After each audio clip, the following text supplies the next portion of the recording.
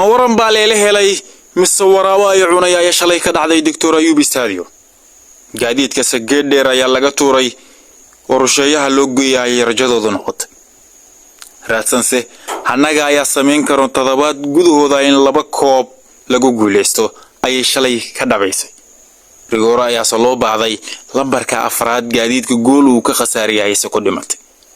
raadsanse sidaas ay isaga xaadirisay kama dambaysta tartanka heerka labaad ee degmada Balcad rajadiina run ay isku bedeshay oo waxay iska diiwaan geliyeen in sanadka dambe ay ciyaari doonaan heerka koowaad haduu ibaaraali ka noqdo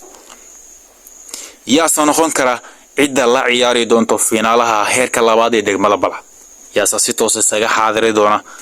heerka koowaad sanadka dambe soo socda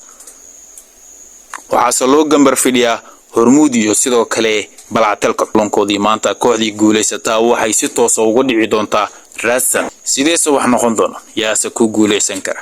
ma Raadsan